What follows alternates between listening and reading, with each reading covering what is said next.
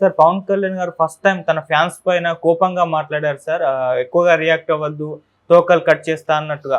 అలాగే వైసీపీ నేతలపై జరుగుతున్న దాడులను కూడా ఆయన ఖండించారు. అసలు జనసేన అంటే వాళ్ళ ఫ్యాన్స్‌కి చెప్పారు ఎటువంటి దాడులు చేయకండి అని చెప్పేసి. ఎందుకు పవన్ కళ్యాణ్ గారు ఫస్ట్ టైం మరి ఈ విధంగా ఫ్యాన్స్ పై రియాక్ట్ అయ్యారు? ఏం జరిగింది సార్ అసలు?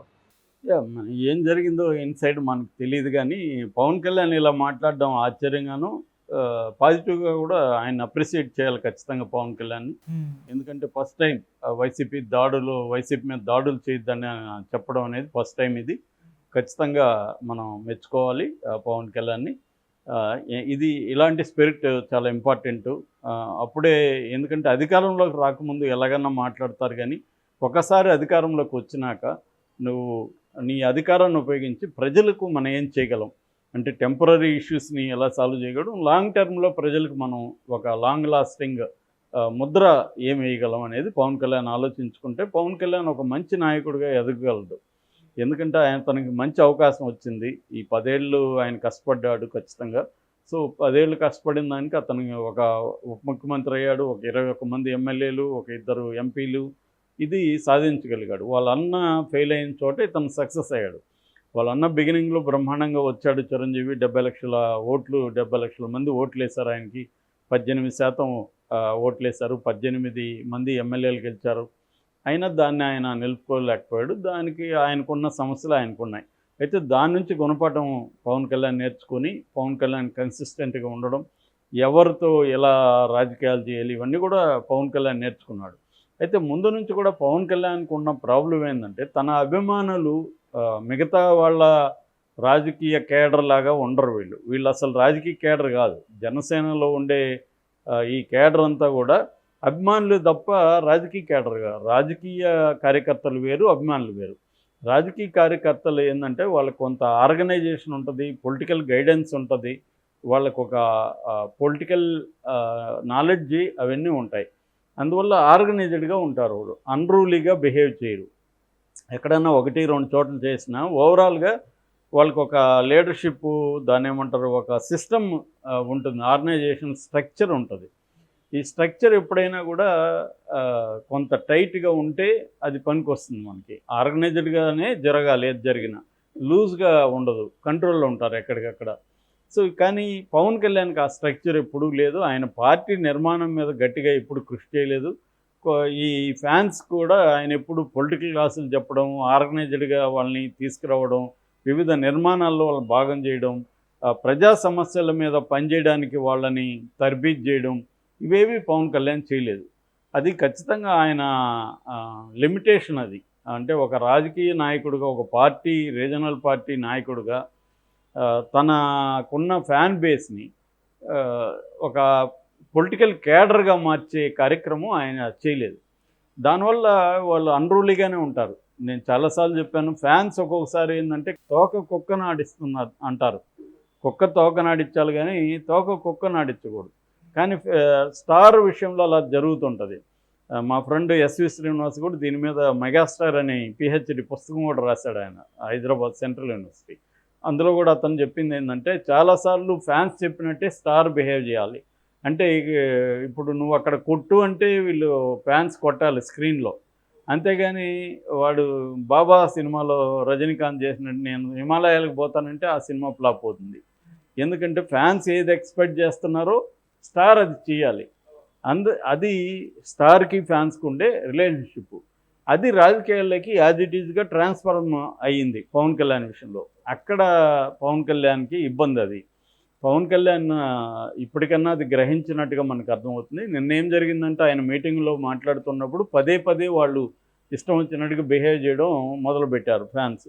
దాంతో ఆయనకు కాలి మీ అంత చూస్తాను, ఏమనుకుంటున్నారు, తమాషా చేస్తున్నారా, మీలాంటి వాళ్ళకి జగనే కరెక్టు, భయపెట్టే వాళ్ళకే భయపడతారు కానీ ప్రేమ చూపించే వాళ్ళని అలుసుగా తీసుకుంటారు మీరు, నన్ను మీరు అలుసుగా తీసుకోవద్దు, నేను దేనికి భయపడను అని ఆయన చాలా స్ట్రాంగ్గా వార్నింగ్ ఇచ్చారు. అట్లాగే వైసీపీకి 11 వచ్చినా 1 వచ్చినా వాళ్ళని హీనంగా చూడకండి, అదొక కాలం పరీక్ష పెట్టింది వాళ్ళకి, ఆ పరీక్షలో వాళ్ళు ఫెయిల్ అయ్యారు, దీని నుంచి మనం గుణపాఠాలు తీసుకోవాలి, సో వాళ్ళ మీద దాడులు చేసేది, కక్ష సాధింపు చేసేది చేయకండి అని పిలిపించాడు.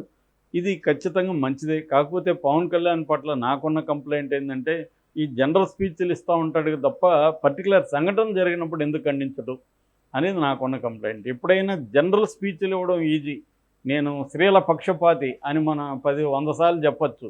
కానీ రియల్గా నేను వ్యవహరించే స్త్రీల పట్ల, నాతో కనెక్షన్లో ఉండే స్త్రీల పట్ల నేను కాంక్రీట్ సిచ్యువేషన్లో ఎలా బిహేవ్ చేస్తున్నాను అనేది ఇంపార్టెంట్. దీన్నే జనరల్ ట్రెండ్, కాంక్రీట్ మేనిఫెస్టేషన్ అంటాం అనమాట.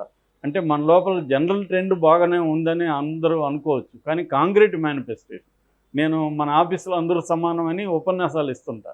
కానీ నీతో బిహేవ్ చేసేటప్పుడు నేను చాలా రూడ్గా బిహేవ్ చేయడము, లేకపోతే నువ్వు నా కింది వాడు, నేను వస్తే లేదని తిట్టడము, ఇవి చేశాను అనుకో, ఆ జనరల్ ఉపన్యాసాలకి విలువ ఉంటుందా? ఉండదు.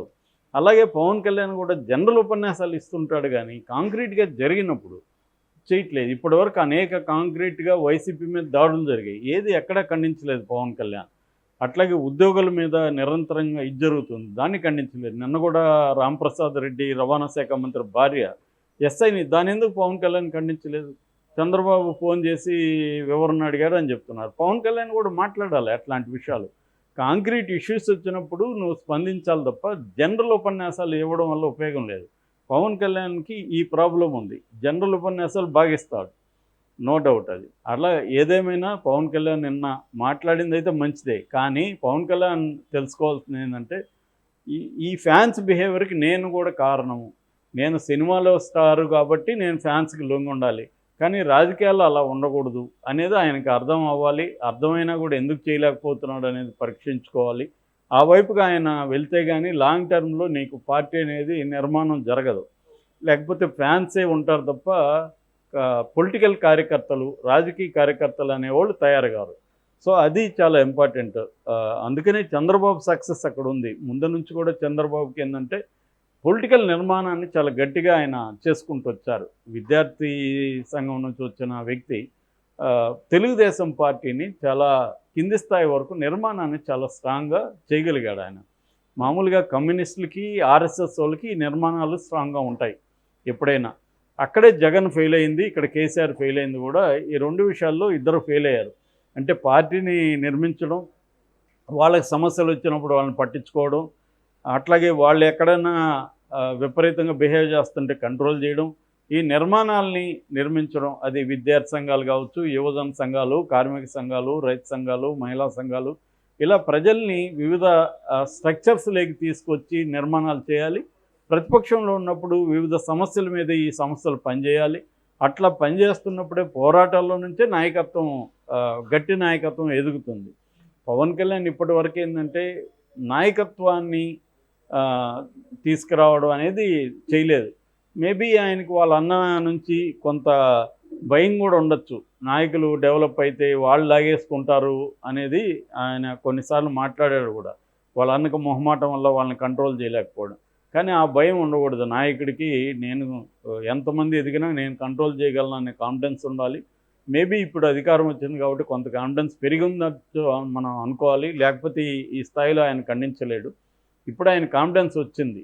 సో ఇప్పుడు ఆయన గట్టిగా మాట్లాడుతున్నాడు. ఇక్కడ నుంచి ఆయన ఇంకొంత డెవలప్ అవ్వాలి. ఓన్లీ మాట్లాడడం వరకు సరిపోదు, దాన్ని ఆచరణలో తీసుకురావాలి. వాళ్ళందరినీ కూడా ఒక నిర్మాణాలకు తీసుకొస్తే మాత్రం పార్టీ గట్టిగా ఎక్కువ కాలం నిలబడుతుంది. సో మరి ఆ వైపుగా పవన్ కళ్యాణ్ వెళ్తాడా లేదని చూడాలి. ఏదేమైనా ఆయన వైసీపీ వాళ్ళ మీద దాడులు చేయకండి, అట్లాగే ఇష్టం వచ్చినట్టు బిహేవ్ చేయకండి అని చెప్పడం అయితే మంచిదే. కానీ అది చెప్తే సరిపోదు, వాళ్ళు పట్టించుకోరు, సరేలేరా అనుకొని వాళ్ళు వెళ్ళిపోతుంటారు. దాన్ని